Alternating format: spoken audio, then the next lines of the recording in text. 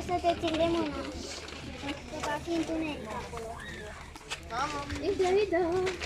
Ida.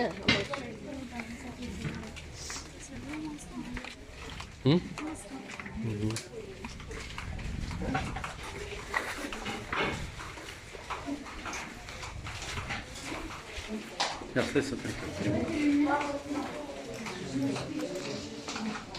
Uite, băi.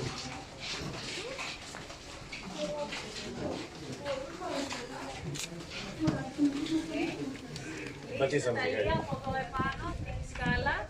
Και αυτοί ανεβαίνουν εκεί. Ναι, ανεβαίνουν, ακολουθούν το τείχος ακολουθούν και θα τους βγάλει. Εγώ δεν τους πάω, θα τους πάω στο Όχι. Κοίτα,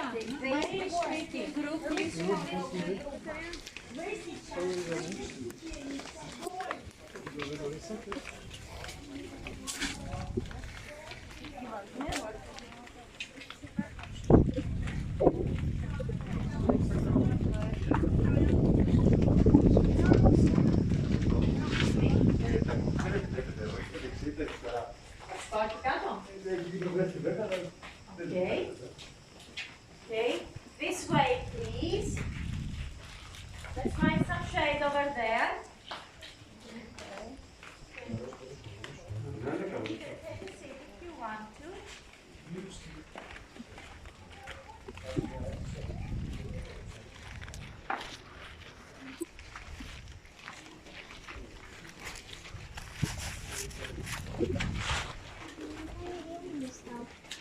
Okay, so ladies and gentlemen, welcome on the island of Spinalonga. Now, the Venetians built a fortress here on the island of Spinalonga already from the 16th century. Now, the Venetians came here to Crete as conquerors, and they came along with a crusade. In fact, in 1204, Crete was sold to the Venetians for a very humiliating price of right. Throughout the 17th century, we had 7 wars between the Venetians and the Turks, and the Venetians, they lost all 7 wars, and with them the control over the island of Crete. By the late 17th century, all Crete was lost to the Venetians, apart from this fortress, apart from Spinalonga. Now the Venetians wanted to retaliate and regain control over the island of Crete. And with them, Cretan rebels fought along. More than 500 Cretan rebels with their families, they came to live on the island of Spinalonga. But in 1715, after a 3-month siege, the Venetians decided to hand over the control of the fortress of Spinalonga to the Turks after a treaty. And according to the treaty, all Venetian soldiers were granted safe passage back to Venice, but all the Cretans, they were sold as slaves. But having cleared Spinalonga from both Venetians and Cretans, the Turks came to live here. And since all Greece was under their control, they didn't need a fortress here. So a Turkish village was erected right on the ruins of the Venetian buildings. At first, the Turkish community was isolated. It wasn't allowed to the Cretans, to the Christians to come here and live, but it was allowed to the Cretans to come here and shop, because from this point onwards, the Turkish marketplace begins. More than 27 shops and workshops existed on the island of Spinalonga. We had a baker shop, a butcher shop, even a furniture factory existed on the island of Spinalonga, where there is not enough wood to make furniture. Practically nothing grows here. Everything that you need to survive on the island of Spinalonga need to come from Alunda or the small village of Plaka. But the Turkish community flourished because most of its members were traders, so they gained a lot of money. But the end for the Turkish community will arrive in the late 19th century, when we had the Great Rebellion against the Turks and Crete was declared an independent state. And the independent Cretan government decided to turn this place into a leper colony and isolate here the lepers from the island of Crete. Now this place was ideal to turn it into a leper colony because the houses of the Turks were ready to be used by the lepers, and the strong walls of the Venetians would make sure that everyone would stay here. So this place was turned from a fortress to a village, and from a village practically to a jail. The life of these people here was very hard. Imagine sick people here on an island without water. But it was about to get even harder after 1914, when Crete becomes part of Greece. And lepers from all over Greece would be deported on the island of Spinalonga. And until the 40s, more than 1,000 people were deported on the island of Spinalonga. 1,000 sick people, imagine, an island without water. But although the lepers were abandoned here to die, because there was not available treatment for the lepers, they never lost the will to live. All those who could, they took over the shops and workshops of the Ottomans to run them as their own. So we had a small grocery shop here and a small coffee shop. And the lepers, they even got married and they even had children, although that wasn't allowed. And most of the time, their children were born healthy, and that proved to the medical community that leprosy was not hereditary, and it wasn't even extra contagious, as they believed. But if a child was born healthy, it was taken away from its biological parents and shipped to the hospital of St. Barbara in Athens, where he or she should stay under medical observation until the age of 18, just in case they would develop leprosy, but leprosy has nothing to do with age. Now, ladies and gentlemen, come this way, please.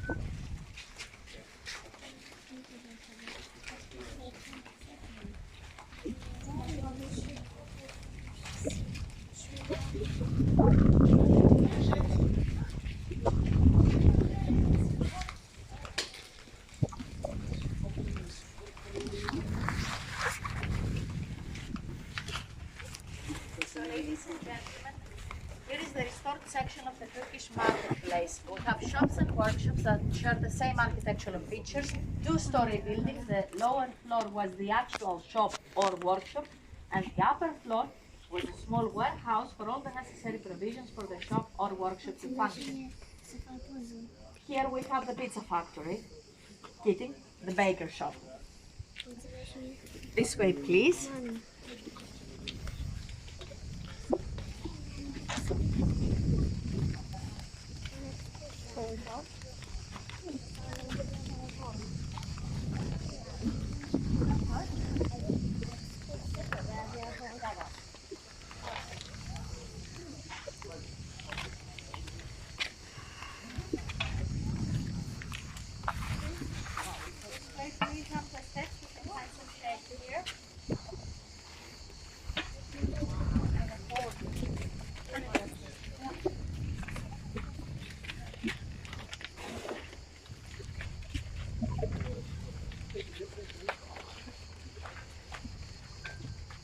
So, ladies and gentlemen, the restored section of the Turkish marketplace today houses small museums with photos telling parts of the history of Elunda and Spinalonga, and at the last shop right before the bakery, there is a small museum with objects used during the time of the leper colony. Now, ladies and gentlemen, when the Venetians arrived here, they had a very important problem to resolve. This place has no water, and you can survive without food, but you cannot survive without water. So they built cisterns, water reservoirs, and with a system of pipes, they used to collect rainwater and store it there for future use.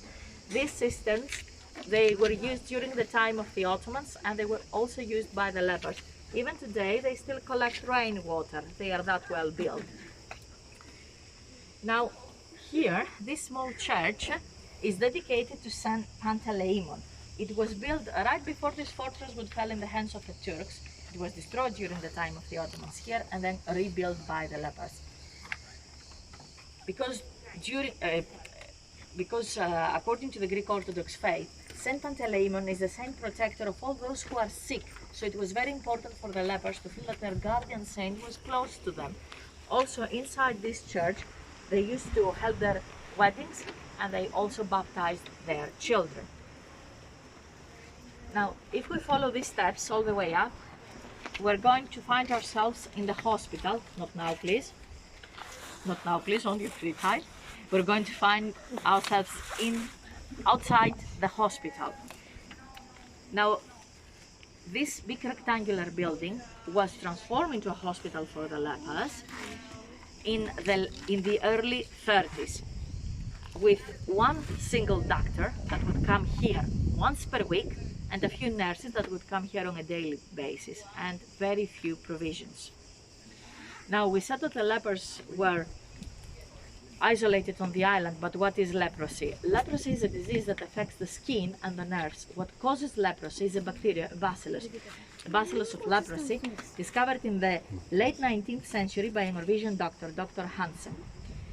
Now, the first signs of the disease are red dots in the skin in the form of a heavy irritation of the skin. And then we have the necrosis of the nerves. The nerves don't work anymore. This is why many lepers, they couldn't walk properly, they couldn't use their hands properly, and gradually they would lose the sense of touch. And very often their appearance, their face was terrifying because they had open wounds in the face, in the hands, in the feet, because a common symptom of leprosy is open wounds that would remain constantly open in the hands, the feet, in the face, and their skin would start to come off like the skin of a fish. This is why the disease was called leprosy, from the Greek word lepi, which means the skin of a fish. But leprosy is not lethal. You do not die from leprosy. Lepers either suffer and died from tuberculosis, because the bacteria responsible for tuberculosis is, which is the Koch bacteria, is similar to the bacteria causing leprosy. Or they died of heavy infection, having open wounds in their hands and their feet. So practically all that the medical team could do for them is make sure that their wounds were clean. So ladies and gentlemen, let's walk now a little bit, and we're going to cross some of the houses of the Turkish village that they were later used by the lepers.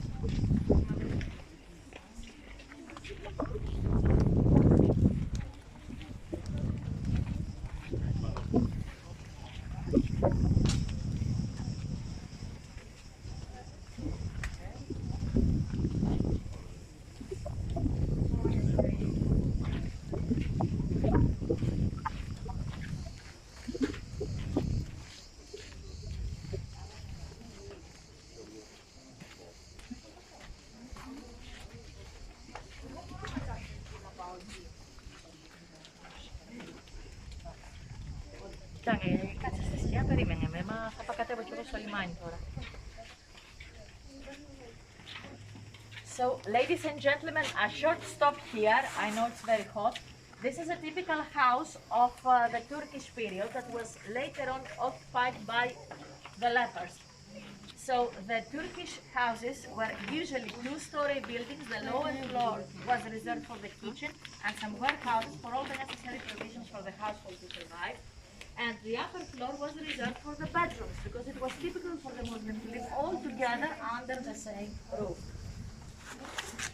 Outside we would have an open-air courtyard, and usually we see outside the oven, this cubic-like building, and always outside, behind this wall, the toilet. Of a Turkish style though, just a hole in the ground.